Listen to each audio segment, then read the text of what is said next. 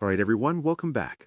Today we're tackling something pretty fundamental, something we all interact with multiple times a day. Food. Specifically, what is healthy, what isn't, and does healthy automatically mean not tasty? I mean, for me, some of the best foods I remember growing up, well, they wouldn't exactly make it onto a superfood list today, but they tasted fantastic. That's such a great point, Adan. I think that's where so much of the confusion starts, right? We have these deeply ingrained memories and emotional connections to food, but then you look at the science, the constantly evolving understanding of nutrition, and it feels like the goalposts are always shifting. What was healthy 10 years ago might be questionable now, or vice versa. Exactly. For me, healthy is about fuel. It's about performance. If it's not giving me the macros and micronutrients I need to hit my workout goals or stay sharp at work, then it's probably not healthy in my book. And honestly, a lot of the healthy food I eat, it tastes good, but it's not like a slice of deep dish pizza, you know? There's a difference. See, that's where I think we often get it wrong, Wyatt. Why does healthy have to be bland? I mean, I spend so much time on TikTok and Instagram, and there are so many creators making genuinely delicious meals that are packed with vegetables, whole grains, and lean proteins, and they're incredibly flavorful. It's not just about fuel, it's about enjoyment and sustainability. If it doesn't taste good, you're not going to stick with it. That's a fair point, Ellie, and I think part of the problem is our perception. For a long time, diet food or healthy food was synonymous with cardboard. But let's get down to basics. What even is healthy food? Is it something unprocessed? Is it organic? Is it just about calories? I'm 52. I've seen so many diet fads come and go, and honestly, the only thing that seems consistent is inconsistency. Well, from an academic standpoint, which is what we're aiming for here, healthy generally refers to food that provides essential nutrients without excessive amounts of harmful substances like trans fats, added sugars, or sodium.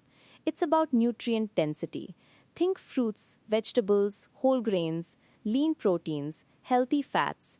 These foods offer vitamins, minerals, fiber, and antioxidants that support bodily functions and reduce disease risk. Ultra-processed foods, or UPFs, are often cited as the opposite. Yeah, UPFs are the enemy. They're engineered to be hyperpalatable, right? Like they hit all these pleasure points in your brain, making you want more and more. They're usually high in sugar, unhealthy fats and refined carbs, and low in fiber and actual nutrients.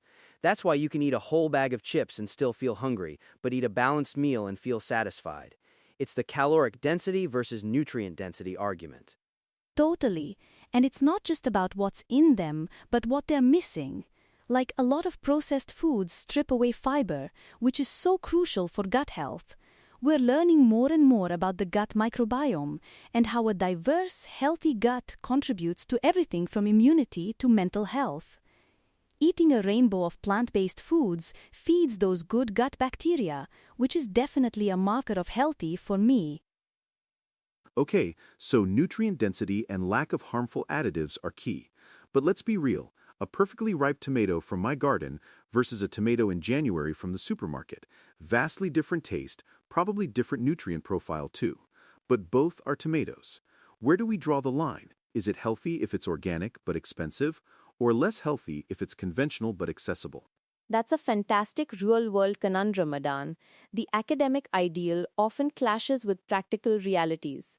While organic food can have slightly higher levels of certain nutrients and fewer pesticide residues, the biggest nutritional difference generally comes from eating more fruits and vegetables, regardless of whether they're organic or conventional. So, accessibility and affordability play a huge role in what's healthy for most people on a day-to-day basis. A conventional apple is still infinitely healthier than a candy bar. And this brings us back to the taste thing, right? A lot of unhealthy food is just so damn convenient and tastes amazing to our primal brains because it's packed with sugar, salt, and fat. Those are the survival signals our ancestors needed. But now, in an abundant world, those signals lead us astray.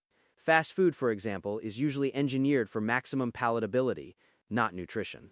But isn't it also about how you cook? Like you can take a healthy ingredient like broccoli, steam it, and yeah, it's fine, or you can roast it with garlic, chili flakes, and a little parmesan, and suddenly it's incredibly delicious. Or make a vibrant salad with a homemade dressing instead of a bottled one. The effort makes a huge difference in taste, and often that effort means healthier too because you control the ingredients. Okay, Ellie, you're speaking my language there. My wife's roast chicken and vegetables, slow-cooked, seasoned beautifully, that's healthy and delicious. It's not just about the raw ingredients, but the transformation. But that requires time, which, let's be honest, is a luxury for many these days. The modern food industry thrives on our lack of time. Absolutely. The modern food industry has profoundly blurred the lines. They've perfected food science to make products that are incredibly convenient, shelf-stable, and addictive. They use clever marketing, slapping natural or low-fat labels on products that are actually loaded with sugar or artificial sweeteners. Consumers really need to be vigilant label readers. Remember, low fat doesn't automatically mean healthy if they've replaced the fat with a ton of sugar to compensate for taste. Yeah, and the portion sizes too. Everything is supersized. You go to a restaurant and a single meal can be like 1,500 calories, which is almost a full day's worth for many people. It warps our perception of what a normal serving looks like. We're literally being trained to overeat by the industry. And the sneaky sugars. Corn syrup, dextrose, maltodextrin, they're everywhere, even in things you wouldn't expect, like bread or yogurt. It's like a hidden epidemic. Our bodies process these refined sugars so quickly, leading to blood sugar spikes and crashes, and contributing to inflammation. That's definitely not healthy, and it makes you crave more, creating a cycle. So if the industry is so good at making unhealthy food taste good and be convenient, how do we, as ordinary people, push back? I mean, I love my occasional treat, a burger or a slice of cake. Are we saying those are inherently bad and should be eliminated entirely? That seems a bit extreme, doesn't it? That's a critical question, Adan, and it brings us to the concept of moderation and context. No single food is inherently good or bad. It's about the overall dietary pattern. An occasional burger or slice of cake isn't going to derail your health if your general diet is balanced and rich in whole, unprocessed foods. The issue arises when those treats become the norm rather than the exception. It's about frequency and quantity. That's where the border is for me. Not a hard line, but a gradient. I agree with Elizabeth on moderation. For me, it's about the 80-20 rule. 80% of the time, I'm focused on nutrient-dense foods, lean proteins, complex carbs, healthy fats. That other 20%, that's where I allow for some flexibility, some of those hyper-palatable foods. It keeps me sane, and it means I don't feel deprived. But that 20% has to be managed. It can't creep up to 50%. And I think it's also about awareness. Like before you eat something, just pause for a second and think, is this going to nourish my body? Will it make me feel good? Or am I just eating it because it's there, or because I'm stressed or bored? Mindful eating, it's not just what you eat, but how and why. Mindful eating. That's a concept I could probably use more of. I'm certainly guilty of eating in front of the TV, not really paying attention. So in modern life, with all its stresses and demands, it's not just the industry pushing unhealthy options, it's also our habits, isn't it? The late nights, the emotional eating, grabbing whatever's quickest. Absolutely. Stress hormones like cortisol can actually increase cravings for high sugar, high fat foods. It's a physiological response. And when you're exhausted from a long day, the last thing many people want to do is spend an hour cooking a healthy meal. That's why meal prepping or having quick, healthy options readily available can be such a game changer. It takes away the decision fatigue. I've found that planning is key. If I don't plan my meals for the week, I'm much more likely to grab something convenient, which is usually unhealthy. It's like setting yourself up for success. And hydration too. Sometimes you think you're hungry, but you're actually just thirsty. Simple stuff, but it makes a huge difference. And for me, it's also about connecting with food, understanding where it comes from, supporting local farmers if you can. When you have that connection, you appreciate the food more, and you're more likely to make healthier choices. It's a holistic approach, not just about calories or macros. So, to try and sum it up, it seems like the border between healthy and unhealthy isn't a solid wall, but more like a permeable membrane that shifts with context. It's about nutrient density, minimizing ultra-processed items, paying attention to what's hidden in our food, practicing moderation, and crucially, being mindful of our own habits and environments. And yes, healthy food can absolutely be delicious. It just often requires a bit more effort than opening a package.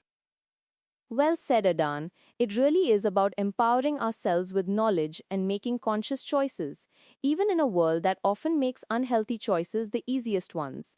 Small, consistent changes can lead to huge impacts on our health and well-being over time. Yeah, don't let the marketing fool you. Read the labels, understand what you're putting into your body, and prioritize whole foods. Your body will thank you for it in the long run, both in terms of how you feel and how you perform. And find joy in cooking, in experimenting with new ingredients, and in sharing healthy, delicious meals with people you love. Food should be a source of nourishment and pleasure, not stress or deprivation. It's a journey, not a destination. Fantastic points, everyone. This has been a really insightful discussion. I think we've given our listeners a lot to chew on, pun intended. Thanks for tuning in, and remember to think critically about what's on your plate. We'll catch you next time.